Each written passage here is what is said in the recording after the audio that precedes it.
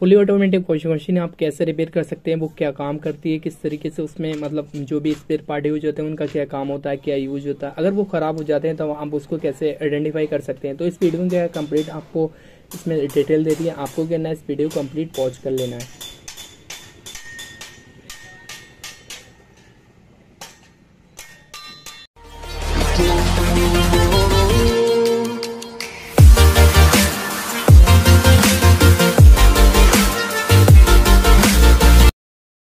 Hello friends, welcome back to my YouTube channel. Friends, ये आपके सामने सैमसंग की टॉप लोड वॉशिंग मशीन है। ये क्या है, डेंट होने के लिए है ये, प्लस इसमें रिपेयरिंग भी होगी। इसमें मतलब वेट लूज और भी इसमें कोई दिक्कत है तो वो हम जब इसको कंप्लीट कर देंगे उसके बाद रिपेयर भी कर देंगे।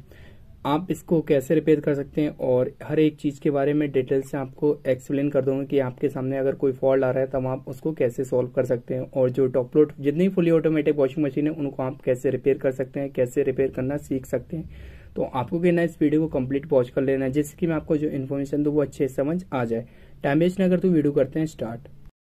ये आपके सामने पीसीबी है, जो सैमसंग वॉशिंग मशीन की पीसीबी है। ये क्या है, प्रोग्राम ऑपरेट करती है, यहाँ से सारा कुछ सेंस करके उसके बाद पीसीबी जो होती है कमांड देती है, और पीसीबी को जो कमांड मिलती है उसके अकॉर्डिंग ये प्रोग्राम स्टार्ट होता है। ये ऑन ऑफ का है, और उसके बाद यहाँ से प्रोग्राम सेट कर सकते हैं। यहाँ से क्या कर सकते हैं आप, एयर जो टब होता है जो स्पिन, तो उसको एक्स्ट्रा दे सकते हैं, और बाकी वाटर लेवल आप अपने आप ही मैन्युअली सेलेक्ट कर सकते हैं। ये जो है कंपोनेंट है, अगर कोई कंपोनेंट खराब हो जाता है तो वहाँ पे क्या है, पीसीबी वर्क नहीं कर पाती है। तो कंपोनेंट अगर कोई खराब हो जाता है आपका, अगर कैपेसिटर है वो खराब हो जाता है तो वहाँ पे क्या होता है, ये फूलने लगता है, या फिर अदर कोई फॉल्ट हो तो इसमें क्या होता है, आपका जो पीसीबी होती है जल जाती है, तब ये दिक्कत आती है। तो आप उसको देख के ये आइडेंटिफाई कर सकते हैं कि इसमें कोई फॉल्ट है।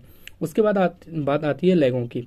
लेगें जो होती है, इस पे क्या है, ड्रम पूरा इसी पे रुका होता है। बैलेंसिंग जो होती है लेगों पे होती है। ये 4 पैर होते हैं, तो ये जो पैर है, अगर ये कभी कभी ऐसा होता है कि बहुत ज़्यादा पुराने हो जाते हैं वॉशिंग मशीन, तो यहाँ पे 20-25 साल पुरानी हो जाती है, तो ये स्प्रिंग जो होता है गलने लगता है, स्प्रिंग टूटने लगता है, तो ये मतलब प्रेस नहीं हो पाता है, सॉकर वाला काम नहीं कर पाता है। तो वहाँ पे क्या होता है, आपकी जो वॉशिंग मशीन होती है वो डिसबैलेंस होती है इन लेगों की वजह से। अगर स्प्रिंग टूट जाता है, जो ड्रम होता है आपका डिसबैलेंस होता है, या फिर आपका जो फर्श है जहाँ पे आपने वॉशिंग मशीन रखी है और जो प्लेस है वहाँ पे लेवल में नहीं, तब भी ये दिक्कत आएगी। तो आप इसको देख लें कि आपका जहाँ पे मशीन रखी है वो लेवल में होना चाहिए, और ये चारों लेगें होती हैं इनको आप देख लें। उसके बाद ये प्रेशर स्विच, ये प्रेशर स्विच क्या होता है, जो वाटर लेवल को सेंस करता है। ये वाटर लेवल को सेंस करता है। उसके बाद यहाँ पे इसका जैक होता है, जो जैक आप देख लें, अगर ये काम नहीं करता है तो वहाँ पे क्या फॉल्ट हो सकता है। तो आपका हो सकता है, अगर ये काम नहीं करता है तो आपके प्रोग्राम मतलब आपने कुछ सेलेक्ट किया और वहाँ पे थोड़ी बहुत देर चलेगा, उसके बाद प्रोग्राम को सेंस नहीं कर पाएगा। और उसके बाद आप देख लें, ये जैक में कार्बन नहीं होना चाहिए, तो ये जो है प्रोग्राम सेंस नहीं करेगा तो आपका प्रेशर स्विच खराब हो सकता है इसी वजह से ये, और वहाँ पे वाटर लेवल भी ओवरफ्लो होगा अगर आपका वाटर लेवल जो प्रेशर स्विच है वाटर लेवल को सेंस नहीं करेगा तब। तो जाहिर सी बात है, सबसे पहले जो दिक्कत आती है वो ये आती है कि इसमें बहुत ज़्यादा कार्बन होता है, तभी ये दिक्कत आती है, या फिर आपका जो प्रेशर स्विच होता है वो फॉल्टी हो तभी ये दिक्कत आती है। तो आप इसको कैसे आइडेंटिफाई कर सकते हैं ये फॉल्टी है या फिर नहीं है। तो इसमें क्या है, सबसे पहले आप पीसीबी से जो सप्लाई आउट करती है पीसीबी, इसमें क्या है 5 वोल्ट पे ये रन करता है, डीसी 5 वोल्ट पे ये रन करता है। तो आप एक नोब बीच में रखेंगे, एक राइट या लेफ्ट किधर भी रख सकते हैं, कोई दिक्कत नहीं है, बट एक नोब जो है बीच में रखना है।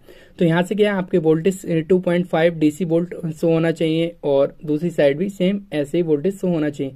अगर वोल्टेज कम आ रहे हैं या फिर पीसीबी वोल्टेज ऑड नहीं कर रही तो आपकी पीसीबी में फॉल्ट है, और अगर वोल्टेज आ रहे हैं तो आपका प्रेशर स्विच देख लें कि वहाँ पे कार्बन नहीं होना चाहिए। अगर ये कार्बन है तो वहाँ पे ऐसा होगा कि आपका प्रेशर स्विच फॉल्ट है, इसी वजह से ये दिक्कत आ रही है। प्रेशर स्विच का जो पाइप होता है आप उसको देख लें कि अगर उसका पाइप में बहुत ज़्यादा डस्टी है या फिर पाइप कट जाता है तब भी वहाँ पे वाटर लेवल सेंस नहीं कर पाता है, या फिर आप इसको जो क्लिप होता है इसको निकाल के उसके बाद जो प्रेशर स्विच होता है इसको बाहर निकालें पाइप को। और ये आप देख रहे हैं, ये जो नोप होती है जहाँ पे हम पाइप को अटैच करते हैं प्रेशर स्विच के, तो इसमें क्या होता है, अगर डस्ट आ जाती है तब ये वाटर लेवल को सेंस नहीं कर पाता है। जितना सेंस करता है उतना काम करता है, उसके बाद क्या होता है, वहाँ पे प्रोग्राम आपका रिस्टार्ट हो जाता है। ये फिलहाल कोई नहीं बताएगा, मैं आपको बता रहा हूँ, और आपको अगर वीडियो पसंद है वीडियो को लाइक कर देना है। ये आपका पाइप कहीं से कट जाता है, पाइप के अंदर डस्ट आ जाती है, तो वो प्रेशर स्विच होता है, वहाँ पे क्या होता है, प्रेशर स्विच आपका जितना सेंस करता है उतना काम करता है, उसके बाद प्रोग्राम जो होता है आपका रिस्टार्ट हो जाता है, या फिर प्रोग्राम आपका वहीं पे स्टॉप हो जाता है। तो उस समय क्या होता है, टेक्नीशियन बहुत ज्यादा कंफ्यूज हो जाता है कि हम अब करें तो करें क्या। वहाँ पे पीसीबी आपकी ओके होती है, अगर आप पीसीबी रिपेयर कराना जाते हैं तो वहाँ पे क्या होता है, पीसीबी आपकी ओके होती है, प्रेशर स्विच आपने क्या करा, अगर उस पर डाउट है आपने उसको भी रिप्लेस कर दिया, उसके बाद भी वहीं पे सेम दिक्कत है कि आपका प्रोग्राम बार बार स्टार्ट हो जा रहा है और ठीक से काम नहीं कर रही है मशीन। अब आपको क्या करना है, जहाँ पे नोप लगी होती है, जहाँ पे हमने प्रेशर स्विच का पाइप अटैच करते हैं, तो वहाँ पे उसके होल में क्या है डस्ट आ जाती है। इसी वजह से वहाँ पे दिक्कत ये होती है कि जितना प्रेशर स्विच सेंस करता है उतना काम करता है, उसके बाद वहाँ काम करना बंद कर देता है। तो आप उसको नीट एंड क्लीन कर सकते हैं। वहाँ पे क्या है एसिड डाल सकते हैं या फिर आप हार्पिक डाल सकते हैं, उसकी सर्विस कर सकते हैं। उसके बाद जो प्रॉब्लम है वो सॉल्व हो जाएगी। यहाँ पे क्या होता है, यहाँ पे जो प्रेशर स्विच होता है, ये जो डोर होता है, डोर के पास में प्रेशर स्विच के पास में डोर होता है। ये डोर जो होता है, अगर आपका डोर ये टूट जाता है, इसके पत्ती के अंदर कार्बन आ जाता है या फिर ये जो थिम्बल लगे यहाँ से वायर कट हो जाता है, तो वहाँ पे क्या होता है आपका डोर DE का एरर कोड शो होता है सैमसंग जो टॉप लोड वॉशिंग मशीन है उसमें। तो आप इसको ओपन कर सकते हैं। तो ये जो थिम्बल है, थिम्बल के अंदर भी कार्बन होता है, बाकी इसकी पत्ती के अंदर कार्बन होता है, तब ये दिक्कत आती है। इसको ओपन करके आप खोल के इसको देख लें कि अगर कार्बन है इसको साफ करते हैं, या फिर ये टूट जाता है तो आप इसको रिप्लेस भी कर सकते हैं, कोई दिक्कत नहीं है। उसके बाद क्या देखना है आपको, जो आपका जो इनलेट बॉल होता है, यहाँ पे इनलेट बॉल लगा होता है जिससे कि पानी अंदर आता है। तो इसमें क्या होता है, ये पानी अंदर लेता है, अगर ये खराब हो जाता है तब आप उसको कैसे चेकआउट कर सकते हैं। तो यहाँ पे क्या होता है, फिल्टर होता है, इसके अंदर बहुत ज्यादा डस्ट होता है, डस्ट जमा हो जाती है। टैंक से जो पानी आता है, इसमें भी फिलहाल इस फिल्टर में भी बहुत ज्यादा डस्टी है, बहुत ज्यादा गंदा है, वो आपको दिख रहा होगा, मेरी उंगली पे भी इसकी गंदगी लग गई है। तो ये जो है बहुत ज्यादा गंदा है, इसी वजह से यहाँ पे पानी बहुत स्लो जाता है या फिर आपका पानी बिल्कुल नहीं आता है, तब आप उसको कैसे ठीक कर सकते हैं। तो ये जो होता है आपका 220 वोल्ट पे रन करता है। अगर आपका नॉन इन्वर्टर वॉशिंग मशीन है तब यहाँ से 4 स्क्रू होते हैं, इसको ओपन करके इसको सर्विस भी कर सकते हैं, कोई दिक्कत नहीं है। तो यहाँ पे क्या होता है, पीसी सप्लाई ऑट करेगी, तो आप देख सकते हैं कि सप्लाई जो है आपकी पीसीबी ऑट कर रही है या फिर नहीं कर रही। तो सप्लाई वहाँ पे 220 वोल्ट AC आना चाहिए, तो 220 वोल्ट AC मिल जाएंगे आपको। अगर नहीं आते हैं तो आपकी पीसीबी में फॉल्ट है। तो आप क्या करें, उस पीसीबी को चेकआउट कर लें कि आपकी पीसीबी सप्लाई ऑट कर रही है या फिर नहीं कर रही। यहाँ पे क्या है, जब आपका पानी आएगा तो अगर स्लो आता है तो वहाँ फिल्टर को साफ कर लें, नीट एंड क्लीन कर लें। उसके बाद वो जो वाटर फ्लो है वो एकदम बढ़ जाएगा, अच्छे से जाएगा। और यहाँ पे क्या होता है, अगर नॉन इन्वर्टर आपकी वॉशिंग मशीन होगी तो वहाँ पे 220 वोल्ट, और अगर आपकी इन्वर्टर मोटर वॉशिंग मशीन होगी तो 12 DC वोल्ट या 15 DC वोल्ट पे इनलेट बॉल काम करता है। बाकी आप वायरिंग को चेक कर लें कि वायरिंग कहीं से कटवर्ट नहीं हो, बस इतना सारा सब कुछ चेकआउट कर लेंगे तो आपको फॉल्ट जो होगा आपके सामने नजर आ जाएगा। तो ये जो वॉशिंग मशीन है बिल्कुल ही मैंने ओपन करके रख दी है जिससे कि आपको अच्छे से दिख जाए। ये जो कैपेसिटर है, इसमें कैपेसिटर मोटर में एक कैपेसिटर यूज होता है जो 10 UF का होता है, किसी में 8 UF का होता है और किसी में 12 UF का होता है। हर मॉडल में, हर वॉशिंग मशीन में अलग होता है। तो आप उसको देख लें कि अगर वीक हो जाता है तब ये दिक्कत आती है। तो यहाँ पे क्या है, ये बेल्ट लगी होती है, अगर बेल्ट लूज हो जाती है तब वहाँ पे क्या होता है, आपका ड्रम जो है प्रॉपर तरीके से नहीं चल पाता है, मतलब आपका जो पल्सीटर है वो ठीक से नहीं चल पाता। ये फिलहाल लूज है अभी, तो आपको दिख रहा है कि जब मैं इसको राउंड कर रहा है बहुत ज्यादा लूज है, इसको भी चेंज करना पड़ेगा। अगर आपकी पुली डिसबैलेंस है तब भी ये दिक्कत आएगी, आपका ड्रम बहुत ज्यादा वाइब्रेट करेगा और ड्रम जो होगा प्रॉपर तरीके से नहीं घूम पाएगा। अगर आपकी मोटर शॉर्ट है तो आप उसको भी चेकआउट कर सकते हैं, हो सकता है उसमें स्पार्किंग हो, तब वहां पे ये दिक्कत आएगी कि आपकी मोटर नहीं चल पाएगी। या फिर मोटर में कोई पानी वानी चला जाता है तब ये दिक्कत आती है, जब गियर बॉक्स खराब हो जाता है, या फिर अदरवाइज वैसे पानी चला जाता है तब भी दिक्कत आ सकती है, या फिर सप्लाई और पीसीबी नहीं करे तब ये दिक्कत आएगी। यहाँ पे क्या है, गियर बॉक्स लगा होता है जो ड्रम को पूरा घुमाता है। ये जो गियर बॉक्स होता है यहाँ पे क्या है, ड्रम पूरा इसी के जरिए घूमता है। वैसे अगर आप वॉश करते हैं कपड़े तो केवल पल्सीटर घूमता है। यहाँ पे ये ड्रेन जो पाइप है, ये जो ड्रेन है, ड्रेन को फीता अपनी तरफ खींचती है, तो इससे क्या होता है पाइप में से पानी आउट होता है। तो इसको क्या है, इसमें भी आप 220 वोल्ट पे चेकआउट कर सकते हैं। ये जो ड्रेन मोटर होती है जो ड्रेन सील को अपनी तरफ खींचती है, यहाँ से क्या है आप जैक रिमूव करेंगे तो यहाँ पे वोल्टेज मतलब देख सकते हैं कि कितने वोल्टेज आ रहे हैं। यहाँ पे 220 वोल्ट आना चाहिए अगर आपकी नॉन इन्वर्टर वॉशिंग मशीन है तब। पूरा जैसे कि आप बहुत अच्छे से समझ जाए, जब ओपन होगा तो एक एक चीज क्लियर समझ आ जाएगी। तो इसके क्या है, मैंने ओपन कर लिया, आप देख रहे हैं ये जो है इसकी ड्रेन मोटर है, और ड्रेन मोटर का ये पाइप है। यहाँ से क्या होता है, ये पानी अपनी तरफ खींचती है, जब फीता खींचती है तो यहाँ से पानी आउट हो जाता है। ये जो ड्रेन मोटर है यहाँ से सारा पानी निकल जाता है। तो ये जो ड्रेन मोटर होती है जब अपनी तरफ खींचती है तो पानी सब आउट हो जाता है। अगर ये खराब हो जाती है तब आप उसको कैसे आइडेंटिफाई कर सकते हैं। सेमी ऑटोमेटिक में क्या होता है, सेमी ऑटोमेटिक में क्या होता है, सेम यही होता है, एक नोप लगी होती है उसमें, तो आप नोप घुमाते हैं तो सारा पानी निकल जाता है। बट फुली ऑटोमेटिक में भी सेम वर्क यही होता है, बट इसमें ये होता है कि ये जो फुली है तो इस वजह से फुली की तरह वर्क करती है, तो यहाँ पे ड्रेन मोटर का यूज होता है। तो ये जब खींचता है तो यहाँ से पानी आउट हो जाता है इस पाइप के जरिए से, और ये जो ड्रेन मोटर, इसके अंदर भी एक सेम सील होती है, जैसे कि सेमी ऑटोमेटिक वॉशिंग मशीन में होती है, वही सील होती है, वही स्प्रिंग होता है, सब कुछ वैसा ही होता है। अगर पानी नहीं निकलता है तब वो कैसे काम करती है वो भी मैं आपको बताऊंगा। तो यहाँ पे क्या होता है, ये जो आप देख रहे हैं पानी वाला जो पाइप है, यहाँ से पानी आउट हो जाता है। जब पानी नहीं निकलता है तो वो भी मैं आपको समझाऊंगा। इस मोटर को कैसे आप आइडेंटिफाई कर सकते हैं, ये मोटर फॉल्टी है या फिर यहाँ तक सप्लाई नहीं आ रही है, वो आप कैसे चेकआउट कर सकते हैं, वो कंप्लीट मैं आपको गाइड कर दूंगा। तो आपको करना है, कंप्लीट इस वीडियो को वॉच कर लेना है, जिससे कि मैं आपको जो इन्फॉर्मेशन दूं वो अच्छे से समझ आ जाए। टाइम वेस्ट ना कर दूं, वीडियो करते हैं स्टार्ट। तो मैं आपको क्या है प्रैक्टिकली ये सारा कुछ बताऊंगा कि आप कैसे इसको चेकआउट कर सकते हैं। पहले आप यूं समझ लें जिससे कि आपको कोई प्रॉब्लम नहीं हो। तो यहाँ पे क्या है, जब पानी जब आउट करेगी तो ये जो फीता होता है, ड्रेन मोटर का फीता, ये अपनी तरफ खींच लेती है। ये जो फीता होता है आप देख रहे हैं, ये जो ड्रेन मोटर होती है इस तरीके से लगती है, ये 3 नटों पे रुकी होती है। ये जो फीता होता है अपनी तरफ खींचता है इसको। तो जब खींचता है तो इसके अंदर क्या होता है, जो रबड़ होती है, जो ड्रेन सील होती है, वो इस तरफ खिंच जाती है स्प्रिंग के द्वारा अंदर से, फिर पानी सारा आउट हो जाता है। इस मोटर की जो वर्किंग है वो ये है कि ये इतना काम करती है कि ये 2 काम करती है। एक तो मैं ऑन करके आपको दिखाता हूँ, यहाँ से स्पिन मतलब सेट करता हूँ। यहाँ पहले वाटर लेवल सेट करता हूँ। वाटर लेवल क्या है, आप ड्रम के हिसाब से कम रखें, कोई ज्यादा रखने की जरूरत नहीं। तो इसकी क्या है, ड्रम अगर ज्यादा होगा तो वो अपने आप ही जो स्पिन करेगा तो वहां पे स्पिन कर देगा। अगर वाटर ज्यादा है तब, वो आपने मैन्युअली कम रखा है तो वहां पे क्या है, कम ही होगा। तो ये क्या होगा, निकाल देगी पानी। अगर पानी ओवर होगा तब, और फिर उसके अकॉर्डिंग ही रहेगा, वो वाटर लेवल प्रेशर को सेंस कर लेगा। तो ये क्या है, अपनी तरफ खींच के इसके बाद आउट कर देगी अगर ओवर पानी है तब। और अगर उसके वॉशिंग मशीन के अकॉर्डिंग है, वाटर लेवल सेंस कर लिया तो वहां पे पानी नहीं निकालेगी। तो इतना काम तो एक इसका। इसके 2 काम होते हैं, एक तो पानी निकालती है, दूसरा गियर बॉक्स जो होता है, जो पूरा ड्रम होता है उसको घुमाती है। तो ये देख रहे हैं आप इस तरीके से, ये जो पेंच लगाया आगे आप देख रहे हैं, जो एडजस्टमेंट के लिए पेंच लगा होता है, जो गरारी टाइप है, यहाँ पर जो गियर बॉक्स से इसको हटा देता है। तो ये क्या, ये अपनी तरफ खींचेगा, उसके बाद सारा पानी आउट हो जाएगा इसके ड्रम के जरिए। जो ड्रम पानी को सारा ड्रेन के जरिए आउट हो जाएगा, पानी सारा निकल जाएगा वहां से। तो अगर पानी नहीं निकलता है तो वो भी मैं आपको बता दूंगा कि पानी वहां से क्यों नहीं निकलता है इस पाइप के द्वारा। तो जब पानी नहीं निकलता है तो वहां पे क्या होता है, ये जो ड्रेन मोटर होती है अपनी तरफ खींच लेती है, उसके बाद पानी नहीं निकल रहा है तो हो सकता है इसके अंदर कचरा हो, वो भी मैं आपको दिखा दूंगा कि आप कैसे उसको खोल सकते हैं। ये आप देख रहे हैं जो गियर बॉक्स की गरारी है ये हटती है। जब हटती है तो उसके बाद क्या होता है, आपका ड्रम घूमता है। जब ये लगी होती है तो आपका ये जो पेंच देख रहे हैं आप, इस पेंच में एडजस्टमेंट होता है। अगर ये पेंच भी खराब हो जाता है तब भी दिक्कत देता है। ये जो आप पेज देख रहे हैं इससे अटैच होके उसके बाद ये जो गरारी है बिल्कुल ही हट जाएगी। आपको मैं करीब से दिखा रहा हूँ जिससे कि आपको समझ आ जाए। ये गरारी बिल्कुल हट गई। जब ये गरारी हट जाती है तो आपका पूरा ड्रम घूमता है। जब ये गरारी लग जाती है तो आपका पुली और बॉक्स की मोटर मतलब पल्सेटर घूमता है। ये 2 काम होते हैं।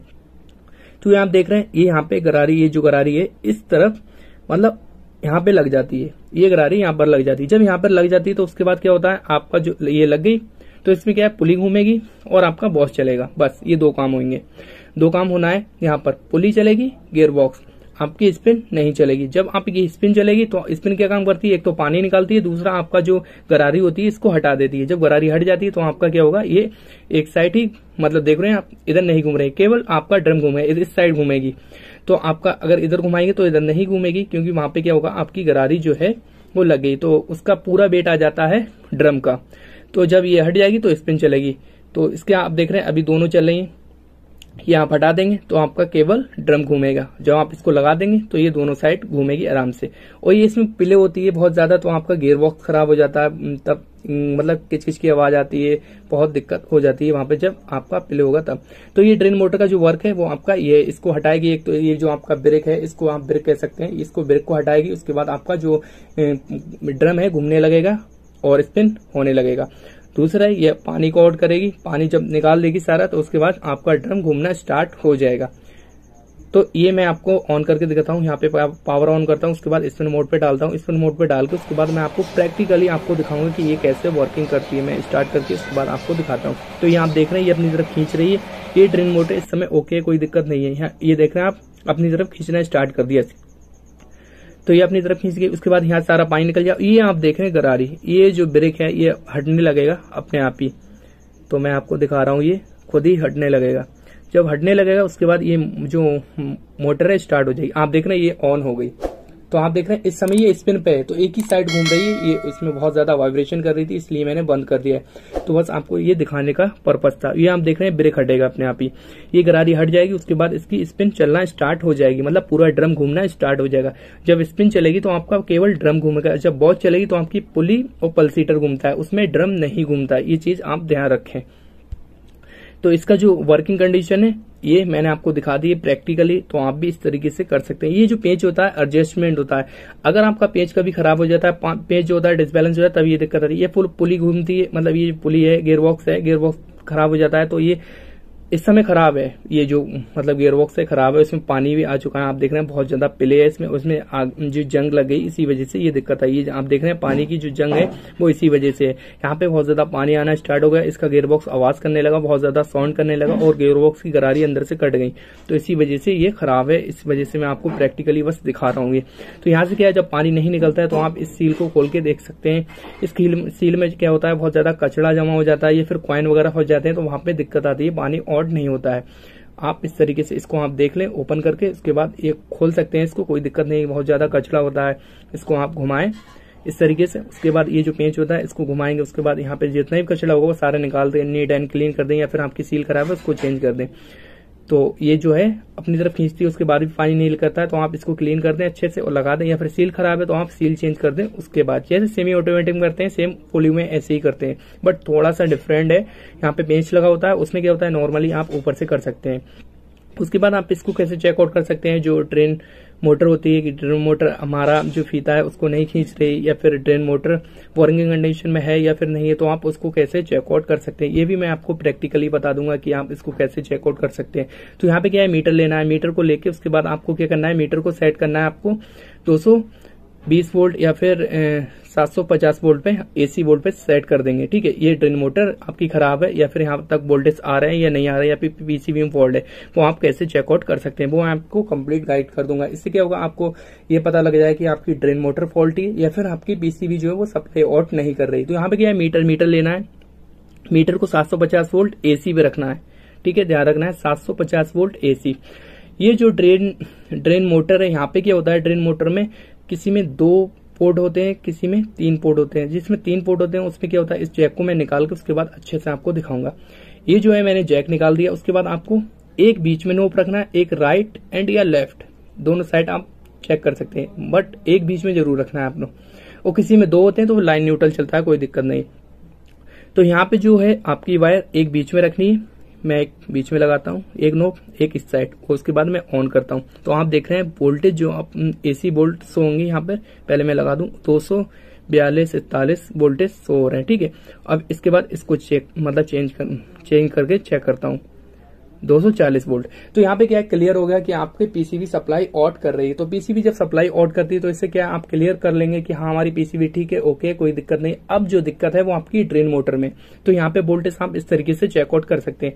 अगर किसी में 2 वाला जैक वाला है तो वहां पे लाइन न्यूट्रल केबल आता है, तो आपसे इससे आइडेंटिफाई कर सकते हैं कि आपकी ड्रेन मोटर फॉल्ट है या फिर आपकी पीसीबी सप्लाई आउट नहीं कर रही। तो आप इस तरीके से चेकआउट करेंगे तो आप अपने आप में आइडेंटिफाई कर सकते हैं। तो यहाँ तक क्या है, सप्लाई आ रही है, और हालांकि ये जो ड्रेन मोटर है वो ठीक है, ओके, कोई दिक्कत नहीं है। तो आप इस तरीके से चेकआउट करें, और बाकी अगर कचरा फंसा है तो आप उसको ओपन कर लें ड्रेन सील को, उसके बाद वो निकाल दें, पानी निकलना स्टार्ट हो जाएगा। या फिर आपका पेंच एडजस्टमेंट वाला है, वो अगर दिक्कत दे रहा है तो आप उसको देख लें कि अगर उसका वो घिस जाता है या फिर लूज हो जाता है तब ये दिक्कत आती है, तो आप उस ब्रेक को देख लें, आपकी प्रॉब्लम सॉल्व हो जाएगी। तो बाकी आप जो गियरबॉक्स है, अगर गियरबॉक्स खराब हो जाता है तो वहां से पानी गिरने लगता है या फिर आपका बहुत ज्यादा साउंड करने लगेगी मशीन। तो गियरबॉक्स जब खराब होगा तो आप इससे मतलब आइडेंटिफाई कर सकते हैं कि आपका बहुत ज्यादा साउंड करेगा गियरबॉक्स, या फिर वहां से पानी आना लगेगा, गरारी कट जाएंगी, तब ये दिक्कत आती है। तो आप इस तरीके से इसको चेकआउट कर सकते हैं। तो फ्रेंड्स, ये इन्फॉर्मेशन कैसी लगी, अगर अच्छी लगी वीडियो को लाइक कर दो, चैनल पर नहीं विजिट किया चैनल को सब्सक्राइब कर दो। Thank you for watching.